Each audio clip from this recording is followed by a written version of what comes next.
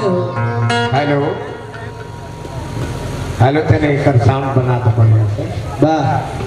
ना ही रहता इस तरह हेलो चेक हेलो हाँ जी हेलो हेलो तुम कहो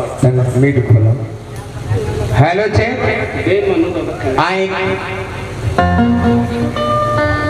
अभी मन्नू तिवारी जी जिला बलिया ग्राम बिसह नाल प्रसंगत कैनी मनोज जी जिला बलिया ग्राम मझौवा धर्मपुरा दिमागी चट्टी जी बैंजो प्रसंगत कैनी सहयोगी व्यास प्रिंस सिंह जी बलिया ग्रामपुरी जी हाँ जी सागर सरगम जी शंकरपुर बलिया लालजी भाई बक्सर छिलहरी मकरध्वज पसवान बक्सर खरहटा बिरबल पांडे जी भादा बगेन बक्सर सम्मानित व्यास बाबू बिरिज सिंह जी आदमापुर जिला सिवान आई अब आज स्वर्गीय श्री कृष्ण सिंह जी डीलर साहब के अंतिम श्राद्ध क्रिया में दुगोला के कार्यक्रम भइल बा जने मुखिया श्री उदय सिंह जी के भतीजा हैं 100 रुपया के हमरा के पहले दे गए वहाँ के बार बार प्रणाम बा एक मुखिया परिवार के हार्दिक अभिनंदन और शुभकामना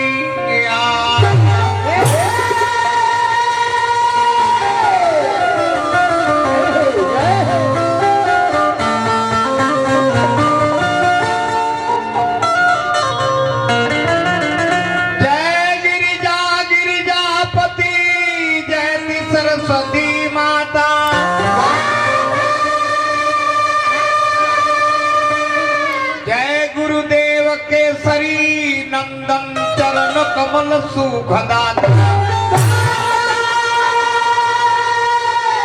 जय जय हे जगदम्ब भवानी तुम सबको दयाल न दानी काल रात्रि वरदा कल्याणी मातुरखो मोरे जत पानी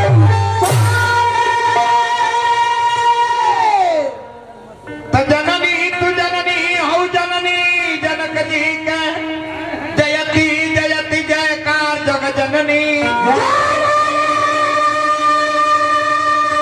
जननी तू जोगिन के विषयिन के भोगिन के भाई हो मिला न हमरो पुकार जग जननी ऐसे बड़ी पुराना फिल्म के अंदाज बा कौन बढ़ावा हो लय पूछता रहो तब बताओ के परिकार से कि लड़का बड़ा तार मन रखल जरूरी बटले बा हेलो तिरंग महल के दसी दरवाजे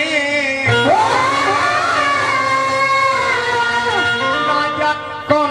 हेलो हेलो कट जाता तने बढ़ावा समझ हेलो कि ना जानी कौन सी खिड़की सैया निकलती है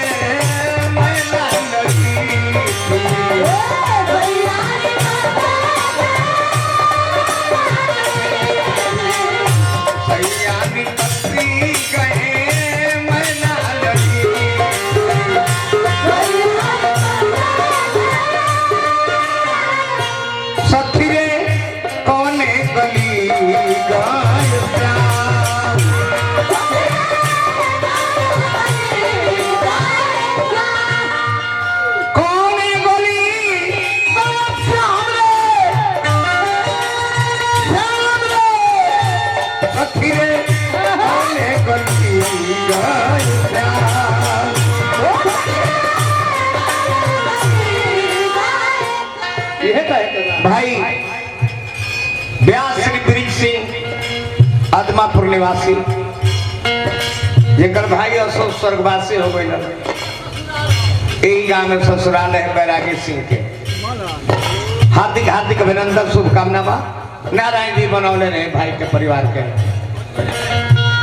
तो हरी दुआरिया के हम तो भिखरिया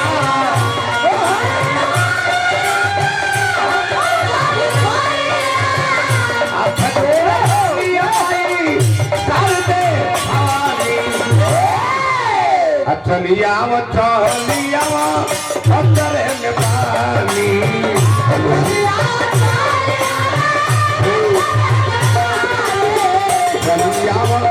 चलिया अंदर में पानी हेलो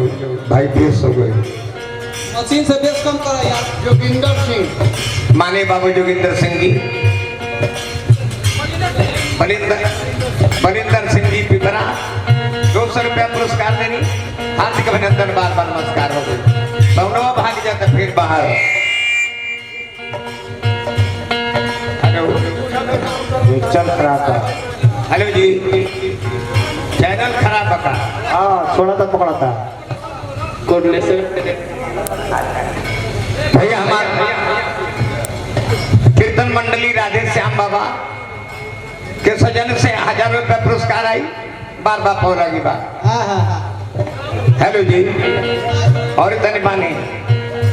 रह जाए महाराज शांत बन वाले बदी हेलो हेलो जी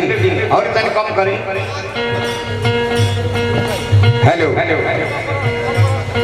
और कम करें हेलो हेलो हेलो हरण में कम हो जाए आवाज सुधर जाए तो हरी दुआरिया के हम तो भिखरिया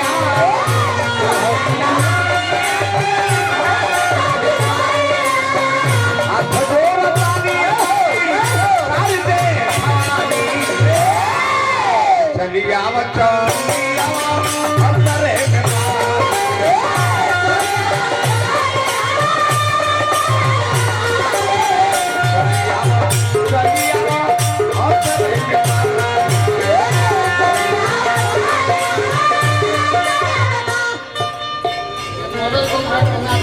अच्छा स्वर्गीय कृष्णा सिंह जी डीलर साहब जकरा श्राद्ध में आई बनी जाऊं वहां के नाती बानी राहुल सिंह जी 1000 रुपया पुरस्कार देनी गांव के कबीर दास जी के गांव के कबीर दास जी की तरफ से पुरस्कार आई बार बार प्रणाम हार्दिक अभिनंदन शुभकामना ए माई हम पानी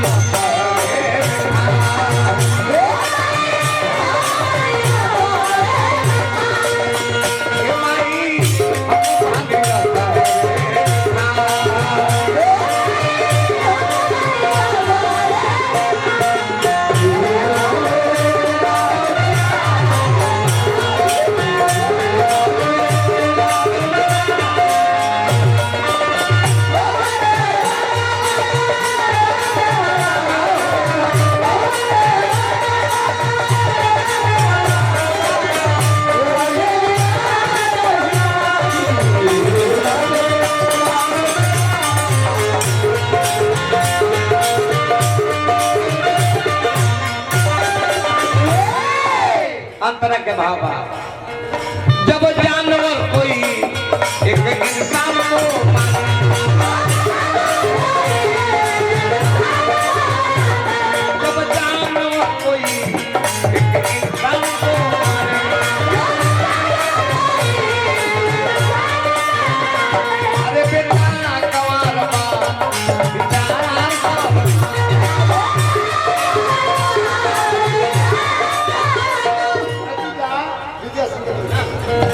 मुखिया जी के बड़ भतीजा बने बाबू विजय सिंह जी और विद्या सिंह जी के सजन से 1000 रुपया पुरस्कार आई हमारा तरफ से हार्दिक अभिनंदन शुभकामना मजेदार में नैया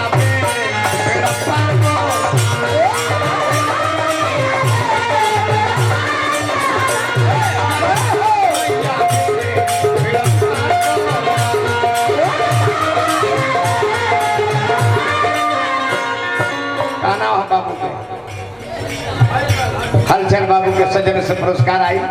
आशीर्वाद में पढ़ा लिखा अफसर बना भैया विद्या सिंह जी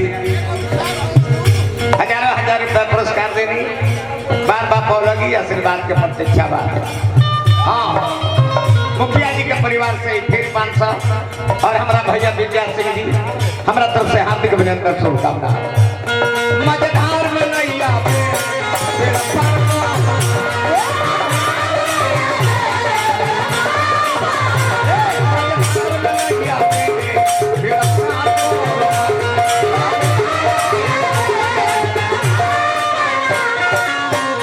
हरी दुआरिया के हम कभी फरिया हरी दुआरिया के हाथ जोड़ दानी माई सारे चलिया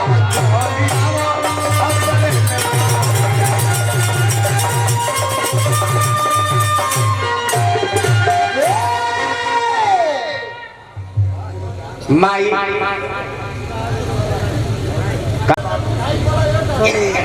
ब्रिज बाबू अपनो माई ओ माइलो से कम ना है ये महाराज 9 महीना तक के गरम में रखती है जाड़ा के दिन में तू मल मूत्र त्याग दे तरह बिछावना पर माई हाथ से टोले ले देखले कि बबुआ हमर वही पर सुतल बा अपन देही वो पप्पा देले अब बबुआ के सुखला करे हई हमारे भाइयों पे भिड़ल करे 3 भाई का लो हमें 5 भाई के लोग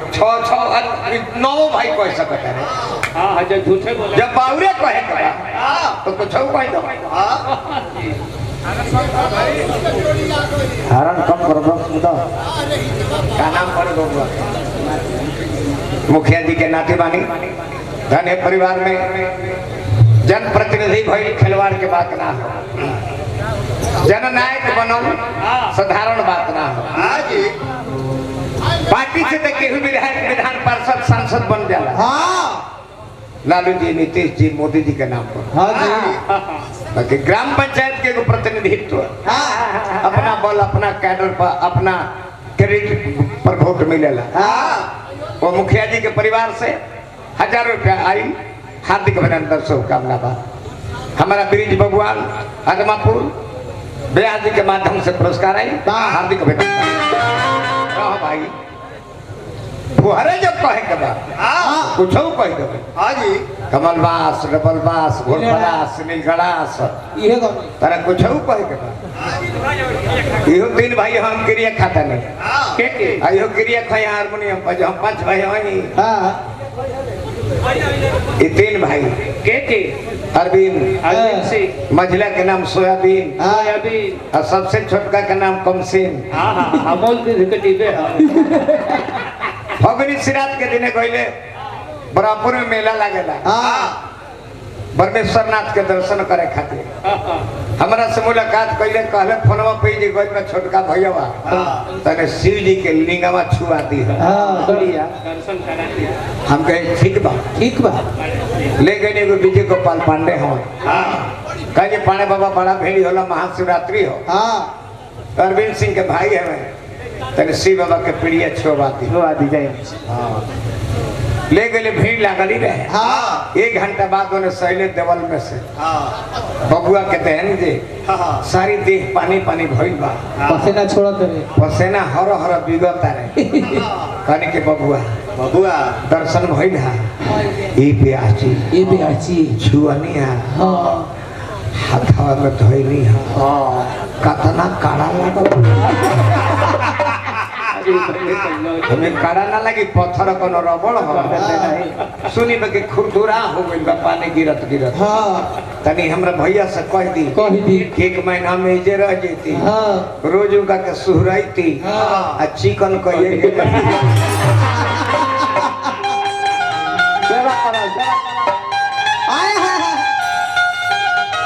वाह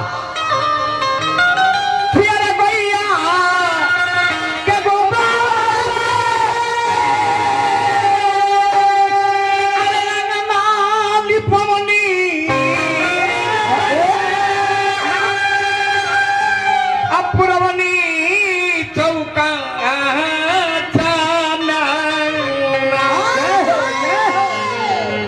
अरे खोलना केवरिया खोलना केवरिया खोलना केवरिया मैया। हेलो अरे मीठ करा मोट होता तेरे खोलना केवरिया ए मैया द्वारा पर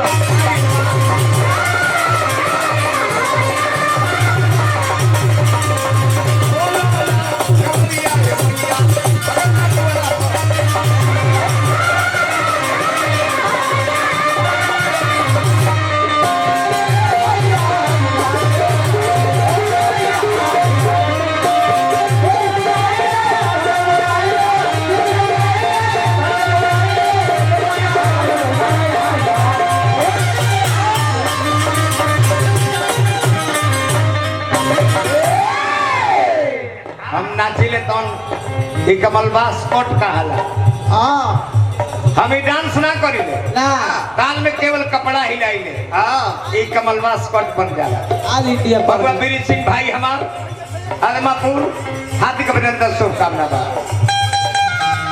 मरिया मलिया के धारा बाटे फुलवा मंगवनी अगलिया देनी सजाई हो ए भाई अरे तो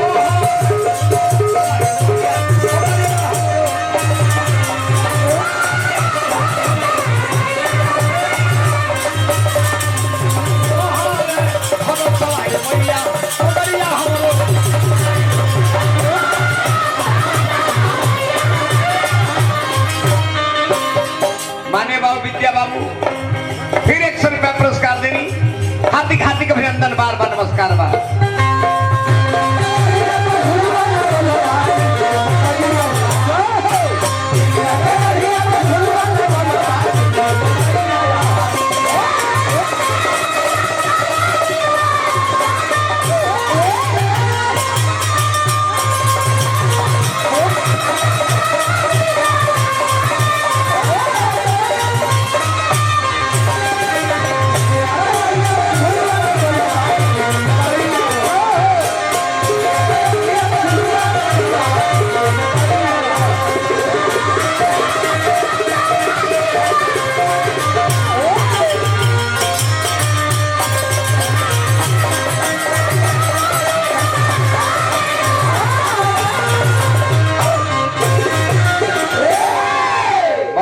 अभी ठीक हो गए बुझा जब वोल्टेज बढ़ा करला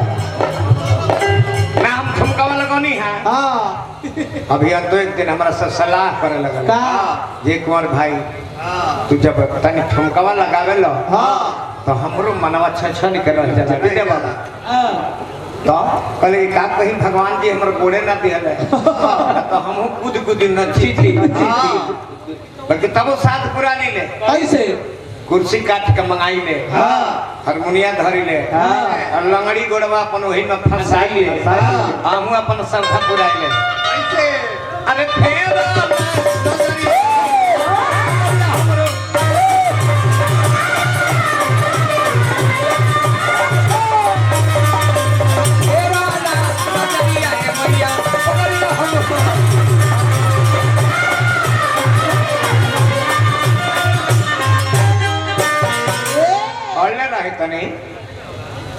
कीर्तन मंडली हमारा राधे श्याम बाबा दोबारा पुरस्कार देनी बार बार कॉल लगी बात ये अभियंता भाई जब तारा गोड़ नहीं खे तब तू अपना श्रद्धा पूरा लेता रहा जाए अगला जन्म में तारा 4 गो गुड़ मिली तू चौपाया हो जीबो बाकी का बनबो ये हम ना कहो तू अपने मन चूज कर ली गिरगिट की बिस्कुटिया कि छुछुन और कि मुसरी तू का बनबो अपने ही चूज कर कि झींगा बनबो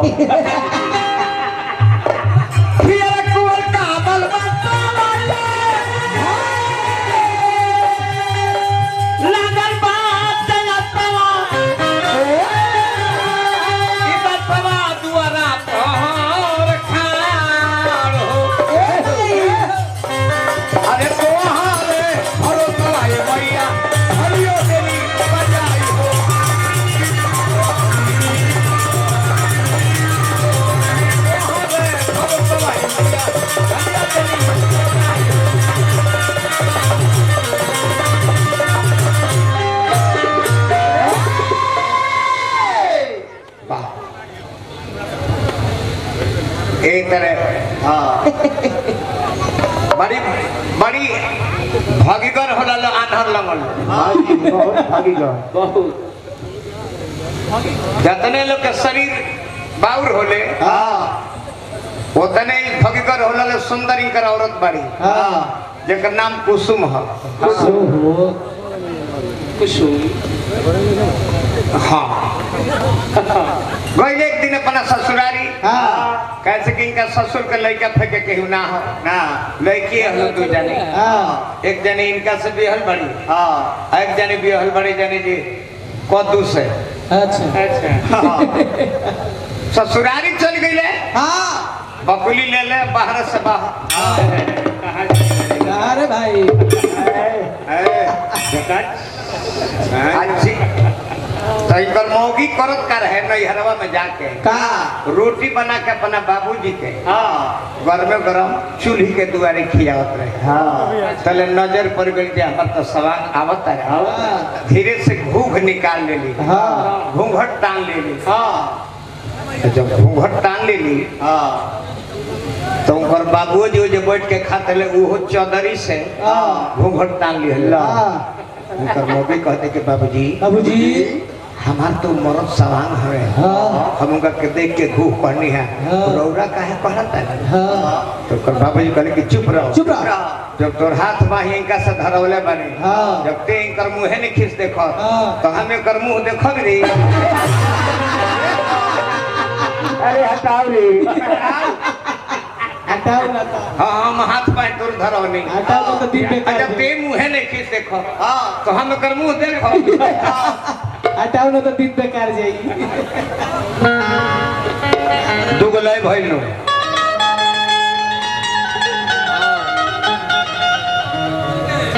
भोजपुरी के 6 गो विधा हो कौन कौन सा नारदी विदेशिया लोकगीत बिरहा गोणऊ और पखाऊ ये 6 गो विधा है जना में तनी हुरका बजाई लालजी बाबू अगोड़ो गीत गाएंगे देवी जी के पचरा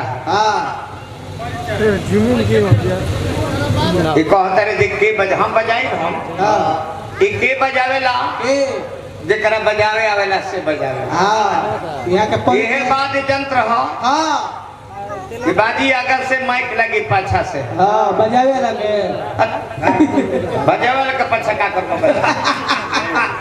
बजावा के पाछा से यहाँ के परिचय ई जगह गोड़ के पोता हमें कौन पोता हमें इनकर दादा के ई नाच पैदा कैली ये बड़का पोता हुई है ना तो छोटका पोता हुई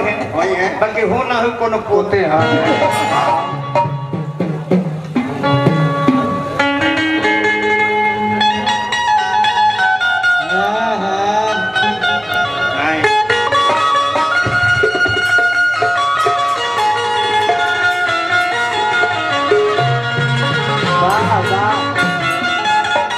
दोनों दल में लड़ते बने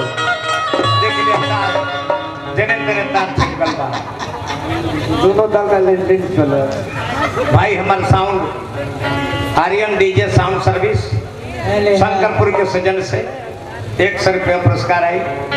हार्दिक अभिनंदन शुभकामना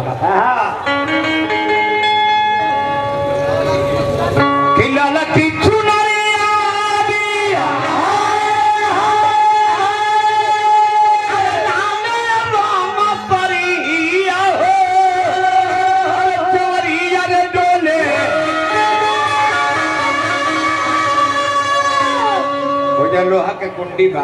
गोड़ में लाग जाई है नहीं नाच हां हो कमरिया रे डोले सब घाला बई खलला पकड़िया हो कमरिया रे डोले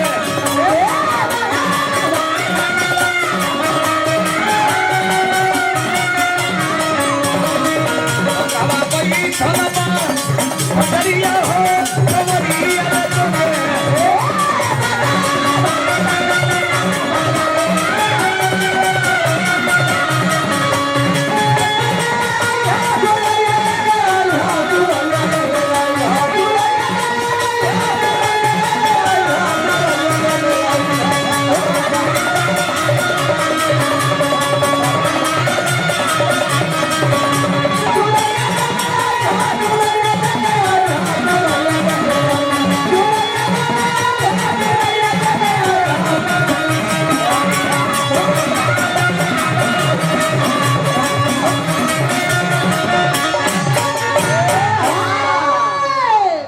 स्वर्गीय श्री कृष्ण बाबू डीलर साहब के ही परिवार से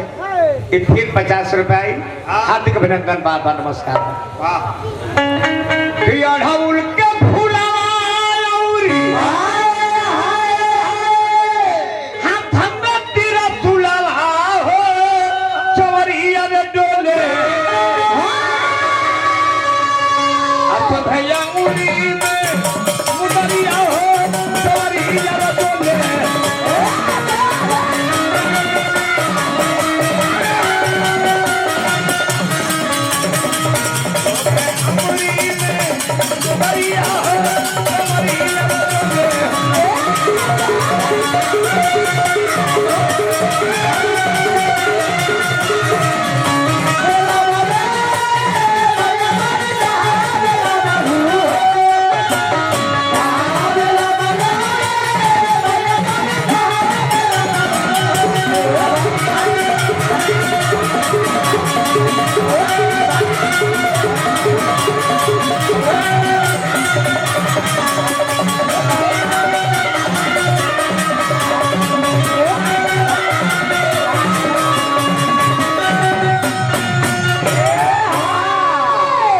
अभी जा दो,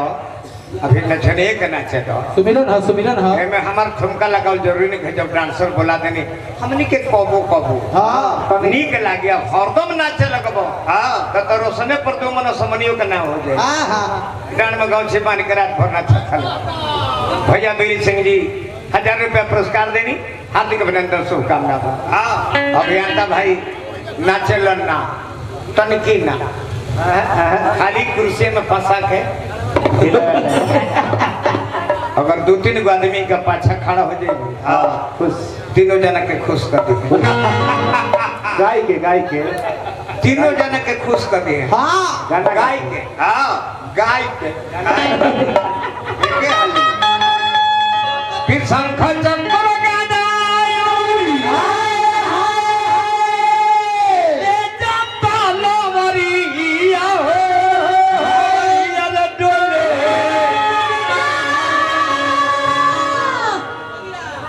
करिया पारा करिया हो करिया बोले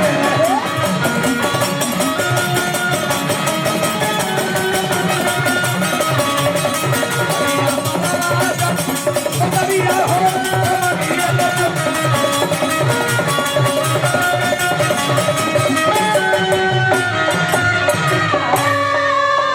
फिर विद्याभूषण बाबू हमारा के 100 रुपया 100 रुपया डांसर 7वीं बार पुरस्कार हो गई। हार्दिक अभिनंदन, बार बार पुरस्कार। ज्यादा देर सुमिरन नहीं खेगा,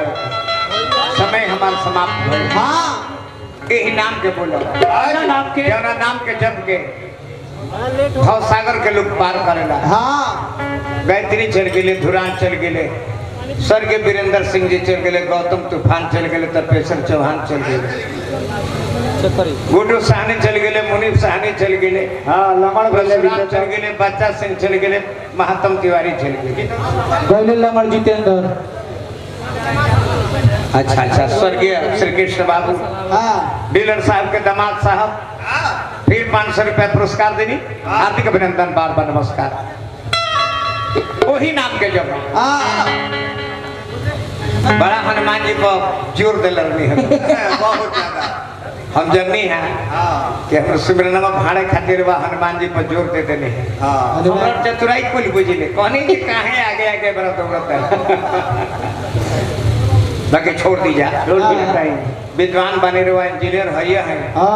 निमन निमन बात रहो कहिले रात भर एगो फुहर बात यहाँ का नहीं कही ना, एगो असली ना निकले यहाँ का फुहर के व्यास में यहाँ का नामे नहीं ना हमार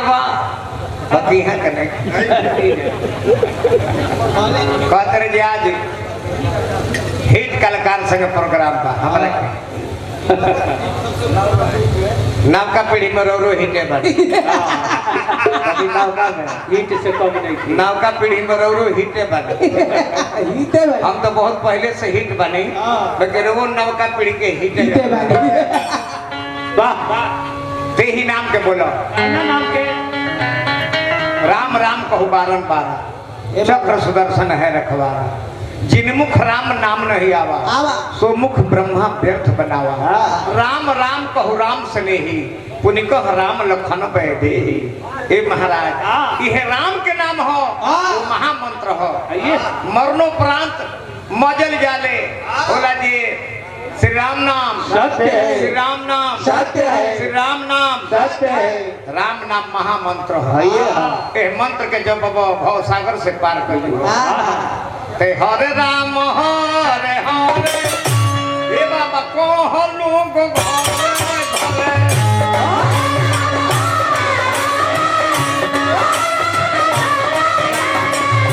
हरे राम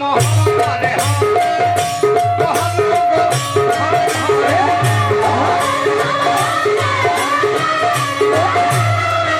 ये डांसर कलाकार बिया जकर जोड़ा ना लागल जकर जोड़े ना लागल हो जते रह गए नहीं। आई रोज एगो बदले ले कहियो जूली के ले हैं कहियो रिमझिम के ले हैं कहियो रनिया के ले हैं बस एकरा नाच के आगा सब लोग दल छोड़ के भाग जाते ठीक हो जाता। हरे राम हरे हरे ओह लोग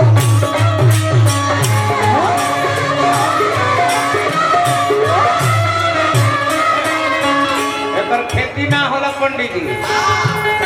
कि जाने सीताराम कौन है राधे श्याम जाने सीताराम कौन है राधे श्याम। अंतर का बा राम जन्म ले महल में और कृष्ण जन्म ले जेल में। राम जन्म ले 12 बजे दिन में कृष्ण जन्म ले 12 बजे रात में। बाकी जे जन्मल सुख में श्री शैलेंद्र बाबू 60 रुपया पुरस्कार देनी। शैलेंद्र बाबू के बार बार नमस्कार बा। माननीय मुखिया जी फिर 500 रुपया पुरस्कार हमरा के देनी। वाह मुखिया जी के परिवार में सबके हम प्रणाम करता नहीं हार्दिक अभिनंदन नमस्कार कहनी। जानिए भेजता भाई जे जन्मल सुख में राम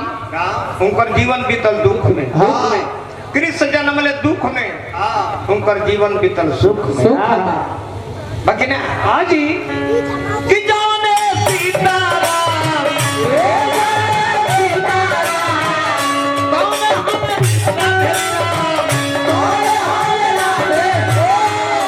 अंतर न कवनो घरे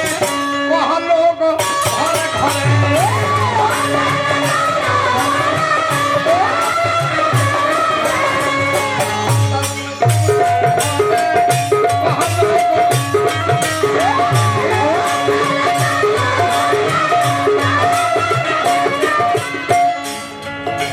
हरी बाजी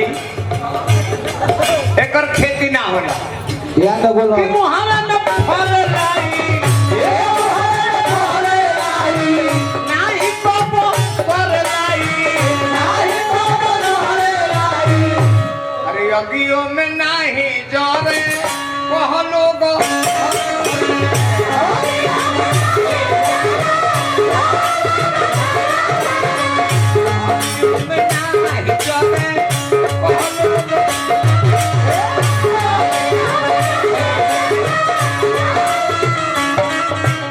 बाबू हमारे यही नाम के बोल दो कि सीताराम ममोले जावा हल्ला रहे